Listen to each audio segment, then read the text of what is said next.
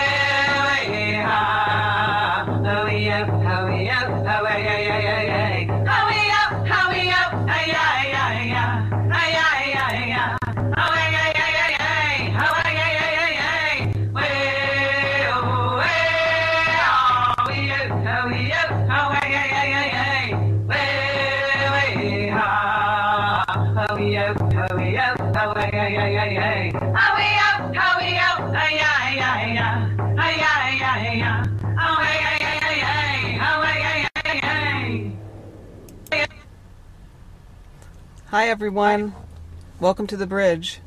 I'm your host Kira Young, and you've reached me on Revolution Radio, freedomslips.com. I'm also simulcasting tonight over at Real Liberty Media, and I am honored to be here. It's a pleasure to be broadcasting to a new audience, and also to my old friends who have followed me from the beginning, where I started on Tyrannosaur, then moved over to Type 1 Radio, then People's Internet Radio, and now I'm here with Revolution Radio. My guest tonight, I'm going to pull him in. His name is Darrell Becker. We're going to talk about the differences between allopathic medicine and holistic medicine, and then we're going to get into some discussions about probably anarchist philosophy and things like that. Darrell, are you there? I'm here. Welcome to The Bridge. Oh, thank you so much, Kira. I am so glad that you could join me for my maiden voyage with Revolution Radio. It's really good to have you back. Excellent. So, I wanted to talk to you, first of all, about the differences between allopathic medicine and holistic practice, and then maybe if you're able to give some examples about some successes that you've had, and then I could compare how maybe that same person or case might be treated in an allopathic setting, and why it's so important to try different options when you're getting nowhere. Sure, and I'd be happy to give your listeners a little background on who I am. Sounds good. So, I'm Darrell Becker. I'm a licensed acupuncturist living here on the Big Island of Hawaii, and I began my training in 1998. So I've been professionally working in medicine that long, though I did begin studying medicine a little earlier to that, as I just had some important health needs for myself to figure out. And that's just a slight bit of background. I'm a graduate of the Traditional Chinese Medical College of Hawaii, which is no longer in business, but that's very frequent to happen in many educational facilities in general, right, which are small.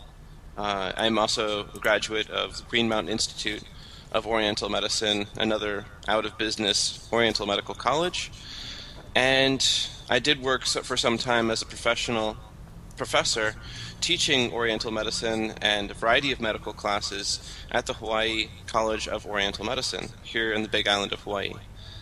So as a student, as a practitioner, and as a professor, I kind of got to study medicine in general and holistic medicine in particular for some time.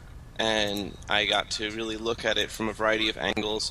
And I think, as you might know, Kira, I learned a lot just by studying on my own, as nowadays with most people, if you have the courage and the capacity and a little bit of knowledge of how to research things, a lot of things can be looked up and a lot of information can be looked at from many different angles. Mm-hmm. So today, once again, we're going to cover some approaches of, different perspectives regarding medical conditions, right?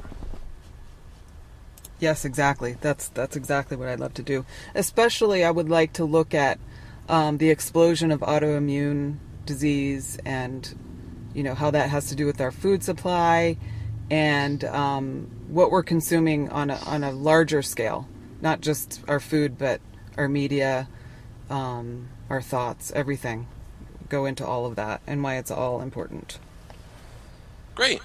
So we can start with just understanding there are generalizations and then there are specific clinical instances. So unfortunately, the tendency for many people who are not medically trained and too many who are is that they're looking through the lens of generalizations.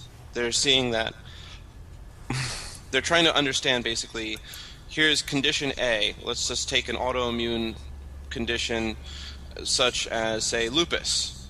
And if you do go ahead and look that one up, just as an example, you'll see on Wikipedia and places that are very mainstream and extremely gatekeeping type controlled information venues, or say, for example, WebMD, another highly controlled venue that will unfortunately lead to much misinformation on chronic diseases. You'll see that these things are called idiopathic, meaning they don't know how they are generated. In reality, every specific condition has actual multiple causes, not a usual one cause. So there's so to say, like, to look at it, for example, from the treatment perspective, there could not be a cure for lupus if there's not a cause of lupus. Correct. That's just illogical. Right. So the problem with many medical practitioners who got their MD, their medical doctorate, as a medical doctor, is that they went through a traumatic conditioning process called training, and the process of getting their MD, their license of medicine, essentially. And that was very traumatic. Most of them, they go through serious sleep deprivation. They go through kind of a horrendous memorization and barfing back up of information that they learn that they never have to use again because everything can be looked up, so there's no purpose to that type of thing. The only thing that purpose serves is to show how obedient and how following orders are, whoever this future doctor is, basically.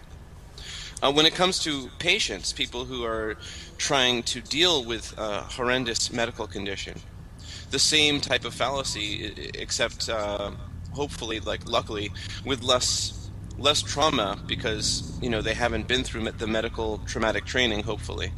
So then they're basically under a different type of gun, the gun of time and money. People who have a horrendous medical condition now are under pressure to try to quickly figure out, and they're afraid and they're scared. So they might just go ahead and outsource authority to people that they think of as professionals, as authorities in the field. Right. And if they hear that there's no known cause of their condition, they'll go ahead and believe that without looking it up because they're afraid and they're just doing the best they can. And they depending on how bad the situation is, they're under the gun of time and money, and that's the problem right there. So there are different ways of looking at things. Though looking at them through the lens that's very allopathic and widely, I would say, used by MDs, medical doctors, is that they're looking for a cause or the major causal vector of a condition. As a holistic practitioner, I can say that myself and many of my colleagues, we're looking through as many of the causal vectors as we could find and isolate, and we have diagnostic methods to find them. So when we do that with our clients, we find out that there is a variety of things that will cause the same labeled condition. That's one thing that we Mm-hmm. know. There's a variety of things that will cause that. So that means it's a different situation for each individual client. Right. And And that's on very the other important side, perspective. there's also one thing that can cause many different conditions. Like it goes both ways. So, for instance, autoimmune disease can express itself in a bunch of different ways, but it can all lead back to a single cause and all these different people that are expressing it in different ways. So, yeah. Right, and so there's that factor too. Is like, for example, aspartame poisoning can cause. That's by the way, it used to be called NutraSweet. Now I Mm-hmm. think it's called AminoSweet. They Mm-hmm. keep changing the name around on that substance. Known to be, from the research that I've seen so far, rather highly toxic, although, highly profitable marketed product that's out there sweetening things because there was a big scare about sugar. So people went ahead and started I think they marketed the scare and then they marketed the products to, alleviate the scare. And this product itself, composed of a variety of things, causes just like a wide spectrum of health problems that can affect a variety of people in different ways. So what I like to think of it as is that health for my clients or for anyone in general is like the chains that make them up basically. And that health problems are the weakening of specific links in that chain. So when you're born with some degree of strength and weakness in that chain that is your health. And the problems, such as, for example, ingesting aspartame or NutraSweet, are going to manifest differently because they're going to weaken the links that are already weak in the first place, or the ones that are susceptible to being weakened by that causal vector. So, to put it maybe more simply, but someone takes NutraSweet or AminoSweet, they ingest that in their colas all the time. Well, that's not the only thing they're doing. They're not like a test subject only ingesting soda with NutraSweet in it. They're ingesting a lot of other things, and they're exposed to all these other things, and their lifetime was an exposure of all these different things that caused the health conditions that they have, because all of those things, to some degree, weakened certain links of their health chain, and hopefully, if possible, some of the things like exercise and perhaps an attitude and lessening of their stress, some things strengthened certain links in their chain. So everyone is a unique individual, and that would be the perspective of a holistic healthcare practitioner like myself and like many others. And then the perspective of someone who's looking through the generalization lens, one of those informal logical fallacies, the hasty generalization, is as if all people will be affected the same way by the same causal vector, the same type of poison. That's a problem, because evidence shows that that's not really consistent with reality. Right. And it's a problem for those who are affected because for some reason the onus is on us as consumers that to prove that we're being harmed rather than the onus being on the manufacturer to prove that they're not harming us. And so this particular issue is one of the things that allows them to get away with poisoning us for so long with the horrible products. Right, and there's a Latin phrase to help us out with this one. It's called caveat emptor. It means buyer beware. Mm-hmm. This goes back to, that's a Latin phrase, and the reason this is pretty old is because the idea of being responsible for yourself is an old one. And obviously, I'm kind of hoping to put that more back in vogue right now. You Sure. are responsible for your body if you're an adult, I'm assuming. And if you happen to believe the advertising, including whatever your professional tells you, a professional doctor, a professional healthcare provider, if you believe them and trust them and follow their suggestions, and you then go ahead and have things happen to you that you don't like, well, guess what? It's all on you. You believed them. You didn't do the research. It happened. It's all on you. That's not a thing that most people would want to say. They would rather just outsource that authority and say, well, I trusted them. I trusted them, you know? Sorry, but it's the same thing for everything. You believed, obviously, when you pay for a service and you end up getting injured, you do have certain ideas of maybe you can go through recourse and ask for compensation for damages caused. Certainly getting unnecessary surgeries or surgeries that caused greater damage, taking drugs that caused greater damage. In reality, of course, you're the one who chose to ingest them. You're the one who chose to end your research, and basically you settled on a certain authority and you settle on a certain type of decision to ingest a certain thing, for example. That's all on you. So that's one of the problems right now is, the lack of ownership of responsibility. Another problem is insurance. People are obviously not having an insurance for car repair.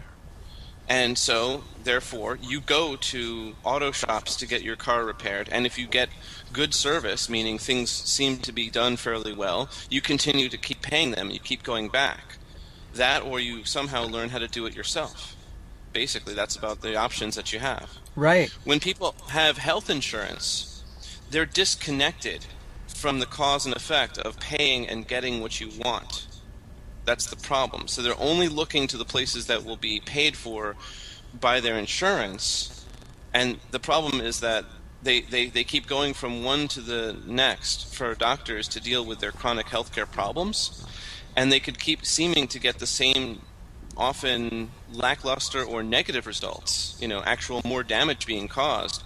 And basically thinking that they've tried everything. I keep hearing that expression. I've tried everything, That's a very common expression. Tried everything while trying to have this insurance company, like that whole venue of the insurance paying only that type of doctor to do those types of treatments to deal with your conditions.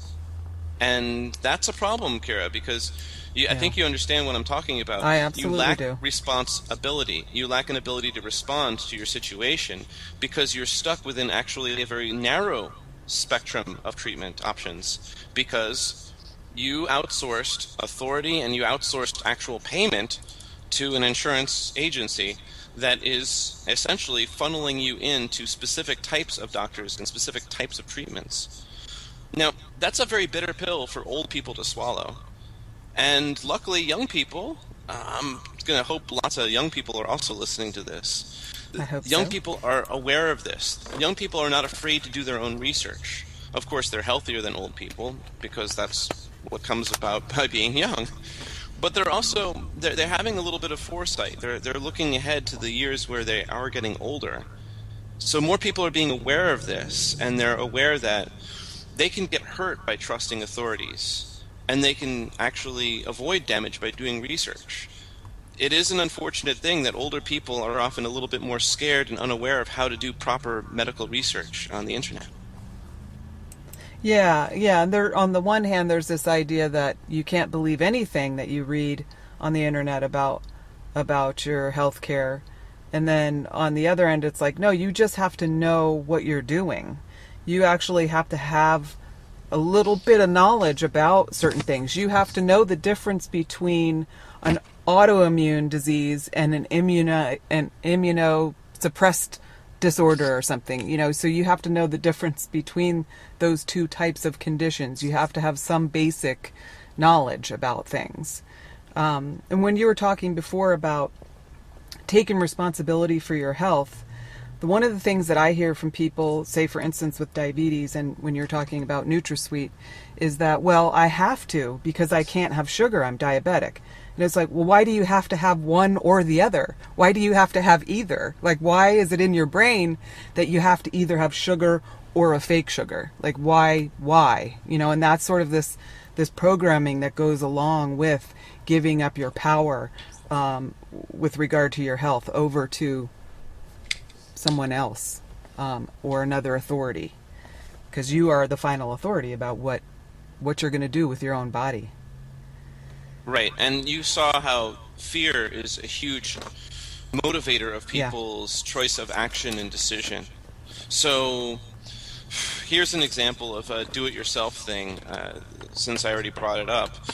There's a lot of people, and certainly a big chunk of them being men, who are very unafraid to learn how their car works and how to repair it. Same thing with their home. They're unafraid to learn how their home is constructed and how to repair it, or for some, even how to build one, right? Because it's a little bit separate from your body, and by and large, both things, both car and home, the systems are not as intimately connected and as strangely connected as they are on a living organism like our bodies.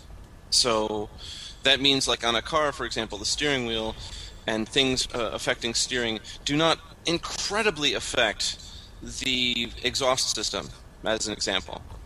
On the human body, it's not like that at all. The more you study medicine, the more you find out that the connections between the systems of the body are phenomenally complex and amazing, and still widely unknown even by the by standard levels of research that I think you and I are capable of accessing, basically.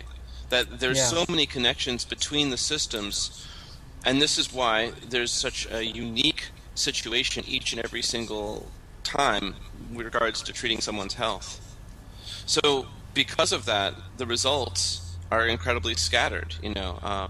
Even with double-blind, standardized type testing, there's still going to be a huge variety of effects because you can't control for everything.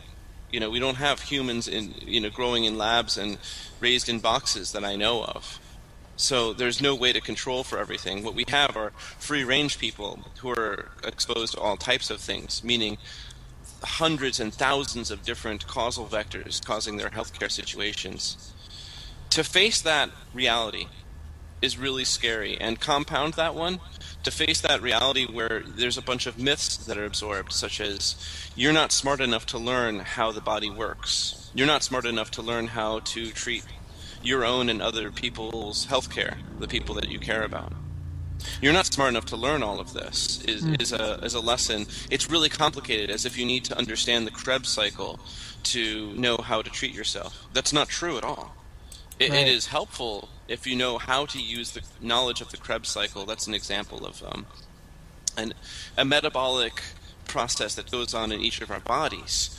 But it's not necessary to know it at that level. All you need to know is more basic things. And I think that it's coming to that point now where the younger people are realizing that they can take charge by virtue of eliminating things or subtracting things that are verifiably harmful to them by virtue of their own courageous research on the internet. And they can then increase things or add things that are beneficial to their health and well-being.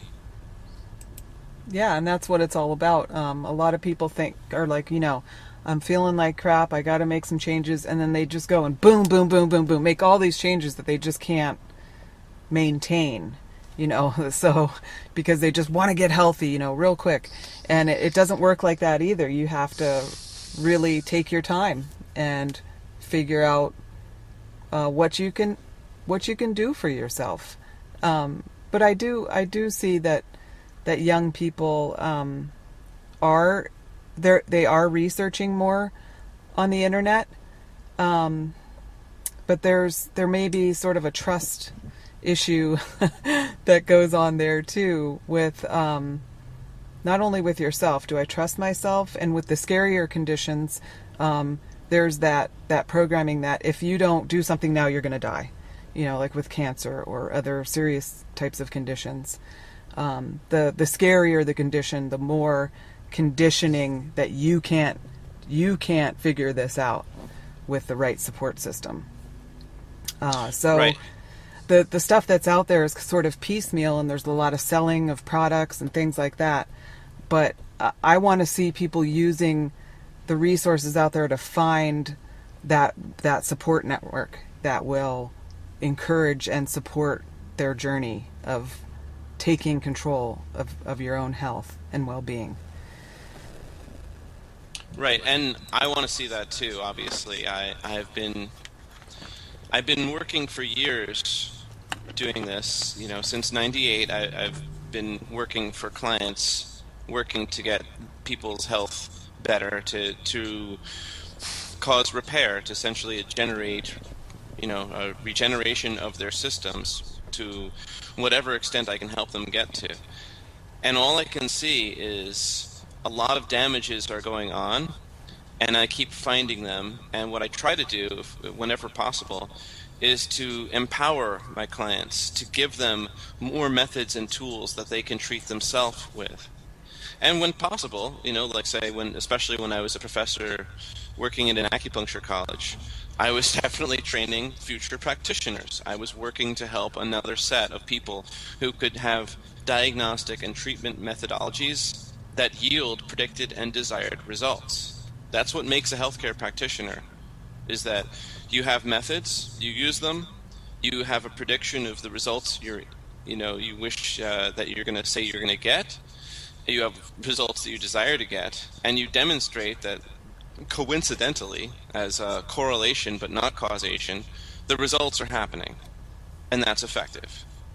And that's all it takes. So like one thing in this conversation, Kira, is we can tell the listeners, where would you go to research certain conditions as a complete novice, as someone who's dealing with something that's extremely intense, as an example, Lyme disease or other things like that? Sure. Where would you go for Lyme disease? Well, interesting place that I like to go is I like to see how people are already remedying themselves. Meaning, like, these are not practitioners, not people in my professional venue. These are just average people who are investing their time and money. So for that one, I often go to a website called CureZone, CureZone, and I find it very fascinating to see what these people do, because they are definitely saying, here's what I did, here's the machine that I bought, here's the medicines that I took, the dosages that I took it at. This is what I did, basically. And that's them taking it into their own hands, and here are the results that I got. I know that's all anecdotal. I know that this is not like taking into account all the variables going on. But that's just a way of seeing, okay, here's how some people are managing it. By and large, there are only two ways I know to deal with healthcare problems, and that's either doing it yourself or finding a professional to work for you to get it done. So when I want to find a professional, then that's a different thing entirely. Then I want to know, very importantly, where do I want to find the professional, like the location, and then I need to understand, like, to what degree, like, what's the amount of money that the person has to invest in this situation, and money and time, basically. So it would depend on those variables. That helps me understand. I can give you like a few different examples of that one, but maybe before we go into finding professionals, do we want like more places to research these ideas? Yeah, absolutely. Okay, so before we find someone else to help us, finding information to help ourselves understand the situation, what are the things that are likely causal vectors for our healthcare condition? For example, kind of like a really serious, badass chronic Lyme disease as it's known. And places I would go to look those things up are to some degree widely maligned.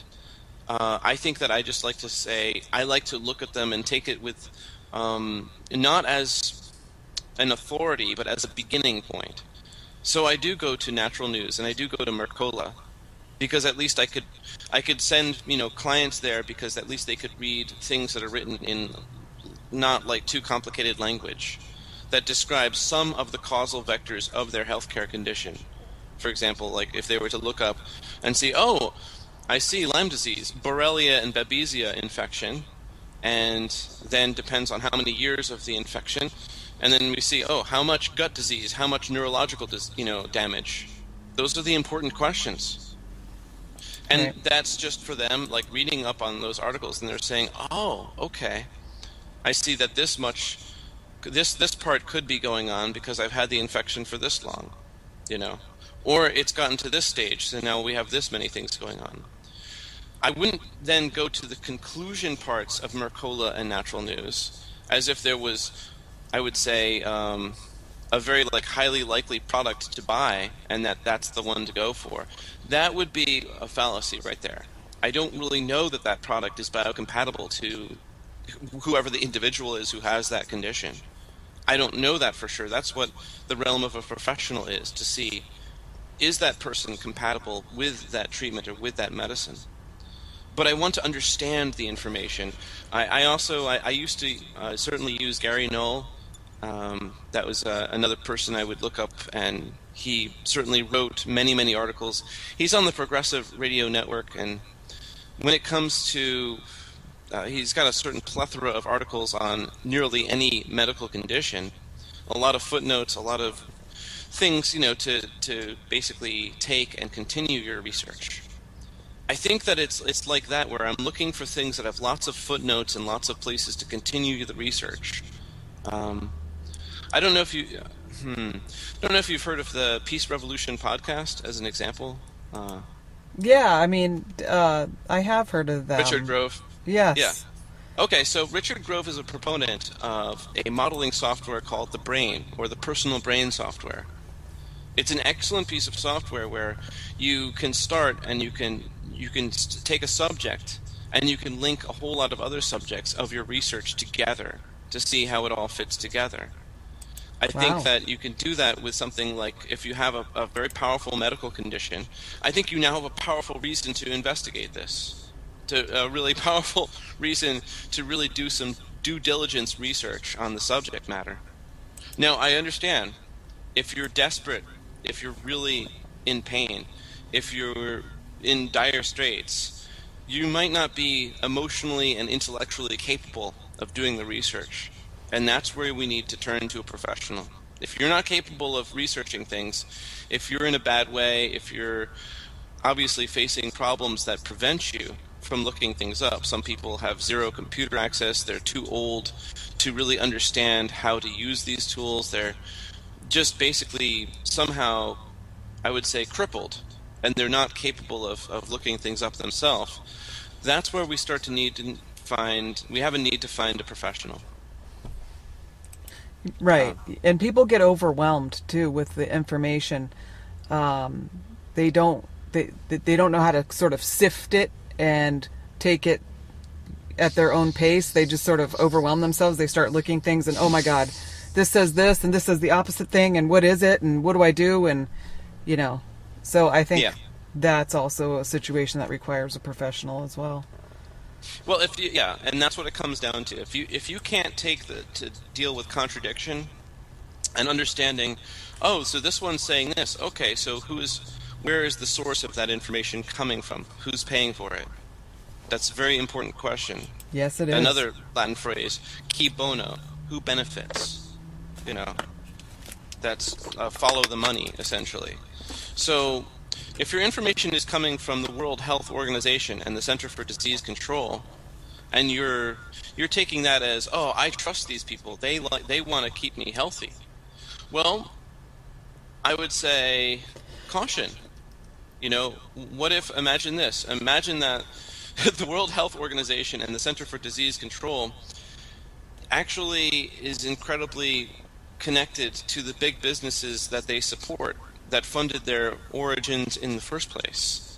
And what if, I would say, the entirety of the medical profession worldwide has been, very interested in making money and very disinterested in helping you remove your healthcare condition? Well, that would be, if that was true, if my speculation is true in that case, then to take those highly funded authorities' words for it and not go any further, you could have a bad time. That's not going to necessarily give you the results that you want. Whereas if you're looking at lesser funded sources, if you're looking at more independent sources of information, you could possibly be finding things that are helping you get better. And this is why I liked that website CureZone, because it was a way of me looking up actual people, some of my potential clients out there, and how they are doing their work themselves to deal with their own healthcare situation. Now, I'm not saying that everything in CureZone is, of course, going to be applicable, because you're going to have to sift through a lot of anecdotal information, and it's not necessarily going to be all verified or true. But it's an idea, it's an understanding that, you know, you can, like, kind of like a beginning step, basically. My question for you, Kira, was how do you do your medical research? Yeah, well, I do a number of different things, and I at first would go to some place like Natural News just to get a basic understanding, like you said, and then I would follow the footnotes, and then of course there are actually some, you know, medical professionals in my family that I can ask questions of too, and they're not the type of professionals that would like steer me. They're the kind of professionals that say, oh no, don't dare take something that hasn't been on the market for, you know, less than maybe 20 years. That kind of thing. So I ask other people that might have it, you know, what's your experience with it? What's your success with it? And then I look a lot at dietary factors that, you know, people commonly experience, whatever XYZ condition those people commonly have. Let's say, for instance, we'll go back to the NutraSweet. That's something that's a known neurotoxin, for instance, right? So Yes. Let's say I was experiencing migraines. I would say, well, what am I consuming before I have that migraine? Oh, look, I accidentally consumed some you know, fake sugar in a yogurt or something like that. I would try to take steps backwards in my own, you know, path, what I've consumed, what caused this. So I think I'm a little bit more introspective than maybe the average person. So I've never been one to have to keep journals. Everything's just sort of ticked off in my head. What did I have today? So if I have some sort of reaction to something, I can always trace it back. But that's because I'm used to doing it for years and years and years. Where in the beginning I did have to keep journals, but now it's sort of an automatic thing. I don't know. Does that make sense? Yeah, it does make sense. I think that it's very good to understand that when we're trying to deal with understanding our healthcare conditions, we have a spectrum of information to look at, and it does come down to that very important time and money situation. So let's just say that the healthcare condition is mild, and we actually do have time to stop and think and do research, and we're not under the gun of fear right now. If we have the time to do that, we can go certainly to resources like we both mentioned. We can go further afield. You can just put into your search engine whatever your condition is and put after that holistic healthcare treatments, alternative medical treatments. There certainly, when I started my training when I started my research before I began my professional training, in other words, going way back to the 90s, early 90s, when I was much younger. At that point, I found a big, huge silver book with red letters that says alternative medicine. You can find this for a penny on Amazon, used everywhere. You know, Wow. it literally is a penny plus shipping, you know. It's a big, thick book, Alternative Medicine. It's by the Burton Goldberg Group. And in that book, it covers nearly most medical conditions that are widely experienced. And at the same time, it then lists the standard treatments for those conditions that go on, in addition to holistic healthcare methods, both that you can do as a complete non-professional, and then professional services that you could seek out to get the job done, basically. Mm-hmm. So alternativemedicine.com would be their website right now. I'm suggesting that book because it's very, very handy to have and extremely cheap as a resource. It's a beginning point.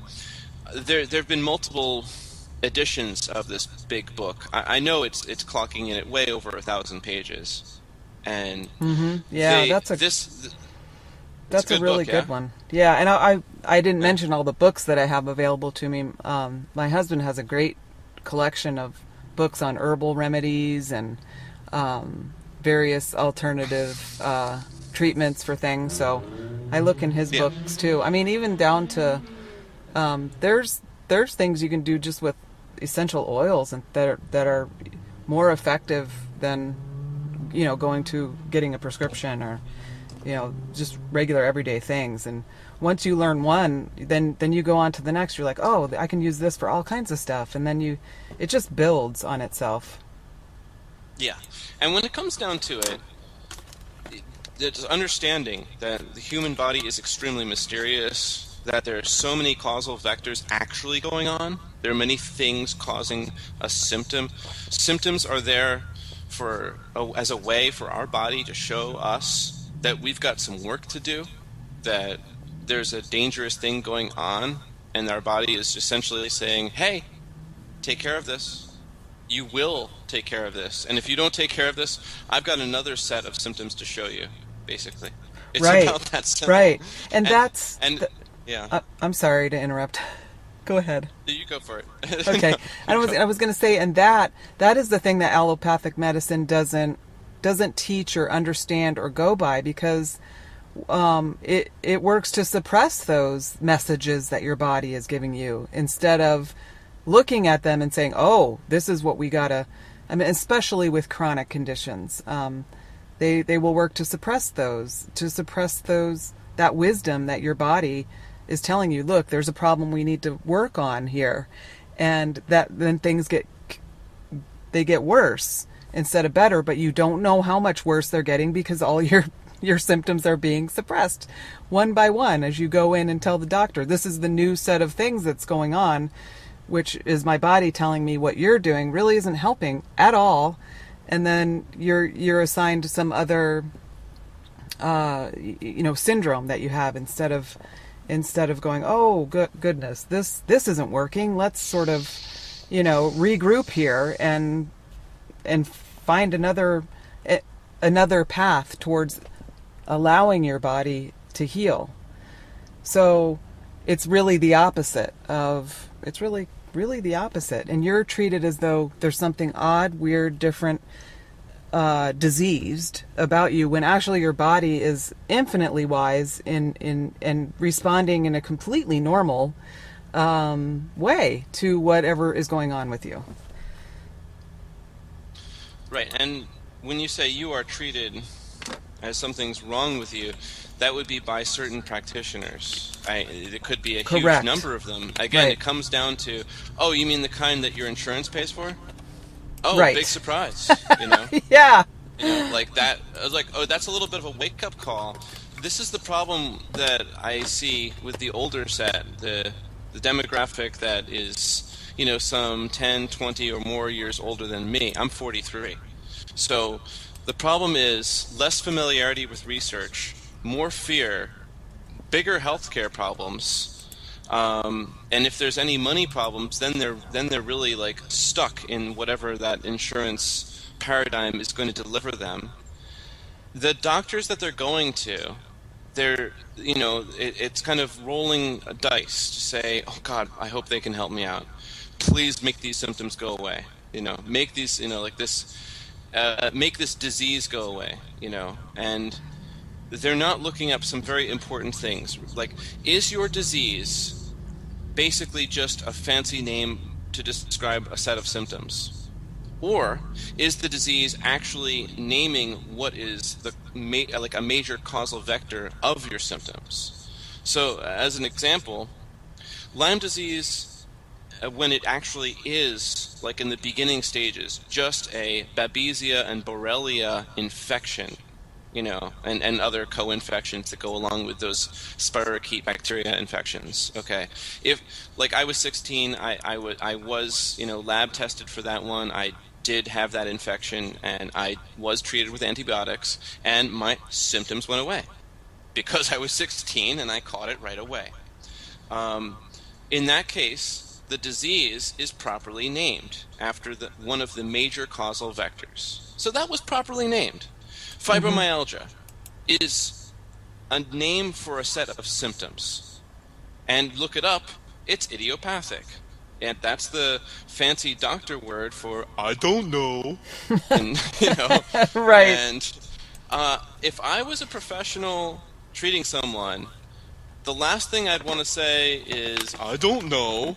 If and then just stop there, and I'm not even researching it and looking it up. I'm getting paid. I'm getting paid to look things up and find, and everyone has access to a humongous variety of search engines, to huge quantities of information. I'd have to be rather foolish or uninterested to not actually look up what are the likely causal vectors by just adding some more words to my search engine.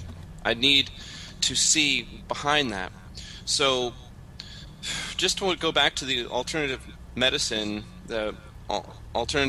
books, including the big silver one called Alternative Medicine, they have a lot of books, smaller books, on the specific conditions.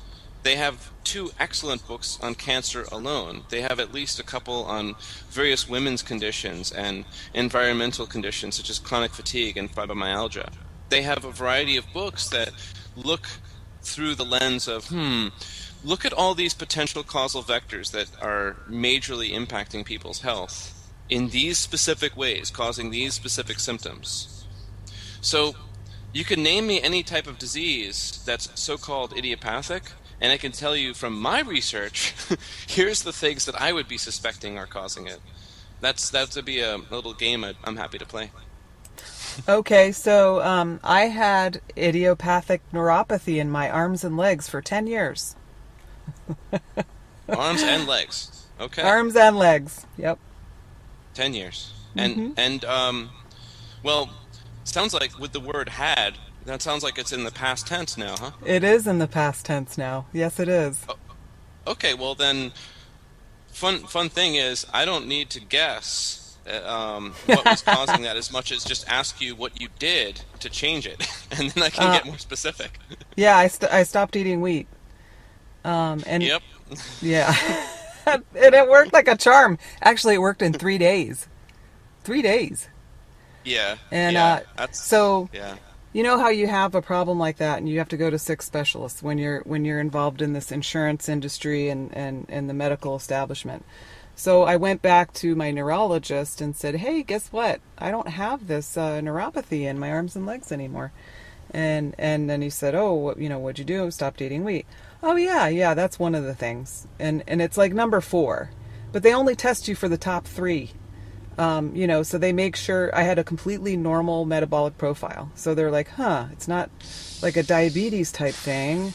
And then what else was it? There's a couple other things. And they're like, oh, man, I guess that was the 4th thing. We should have gone that extra mile, and tested that. But they didn't, and they never do. But they throw drugs at you regardless. They're, oh, here, try some Lyrica. Oh, you're blinded? Sorry about that. And I still have neuropathy. Now I'm blind and I still have neuropathy. But that's what happens when you trust them. No. Night blindness, I did have night blindness. Oh, okay. So, yeah. I was going to say, yeah. that's pretty rather serious. Terrible news flash. I didn't know. But, so you can see this was a nice specific example. If I didn't know that, obviously, as a practitioner, I'm testing using the mechanisms of diagnostics that I have. I'm testing to see what's the likelihood that this or that food or medicine is doing what to whoever my client is. So I'm testing bread and pasta and any type of wheat products on all of my clients periodically, assuming we get to that point, assuming that they're open to doing that, obviously. Because, I'll make my suggestions, but at the end of the game, it's all on them. What do they want to do, So if they're wedded to eating a certain way and taking certain pharmaceutical drugs, I'm working for them anyway. I might not be getting nearly as good results as for the people who are considered more like you, Kara, where they're ready to change their diet and they're ready to get away from the pharmaceutical medicines since their conditions are not caused by a deficiency in pharmaceuticals. Their conditions Right. are caused by two things that are, simplistic to say. Toxicities, which can be caused from outside of the body, and that can be caused eventually by the inside of the body. That's called autoimmune disease, where the body actually makes endotoxins. It makes its own toxins.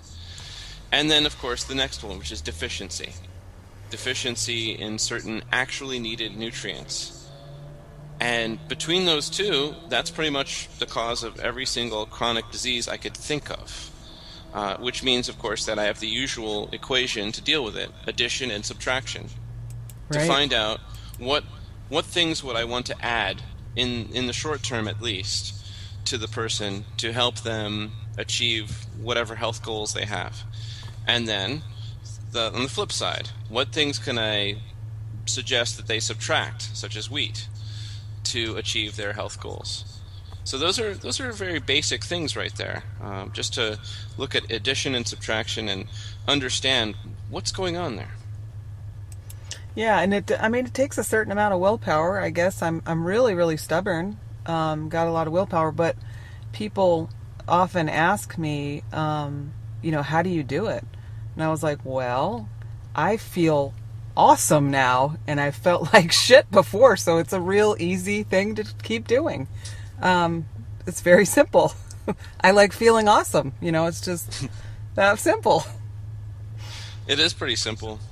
And there's so many ways of achieving it, too. I definitely wanted to plug my friend Kevin Geary's website, since he actually consults with people in a broad spectrum, holistic style.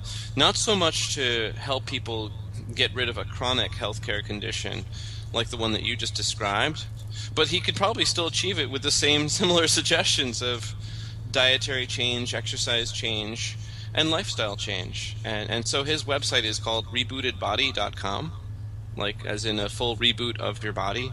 And Awesome. he definitely does consult with pretty much anyone to try to figure out what their goals are and help them achieve it.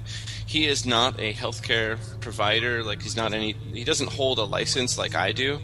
He's just someone who has nothing to lose and everything to gain by helping people's healthcare.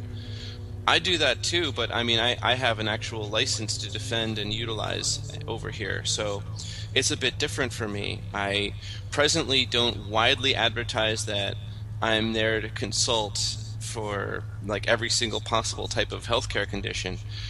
I am licensed in the state of Hawaii as an acupuncturist and oriental medical practitioner. So the type of diagnostics I'm able to give that's within the scope of my practice is pretty wide.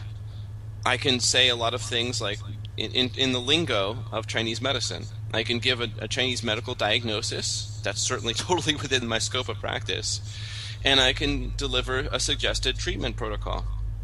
And certainly, like anyone, I can consult and find local practitioners to wherever you are.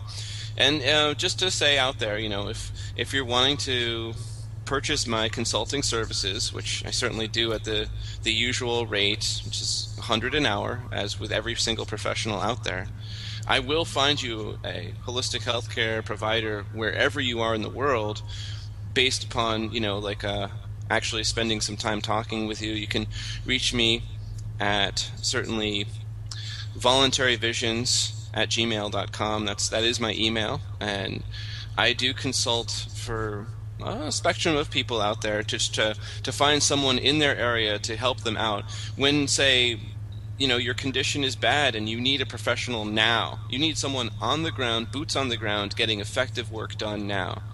You're tired of getting lackluster or negative results, and you're ready to look at things from a new perspective. You need different professionals than what you've previously been receiving. So those are, I just gave two options. I gave, Kevin's website. I gave you my email. There are many people out there. I think it comes down to the usual question, Kira. What's the problem, and what do you want to get done about it? And what things are you open to doing, and what things would be obviously unacceptable to you. And obviously if you don't know the subject matter, you wouldn't know what you're open to doing or not. You'd just be stuck in a kind of a quandary.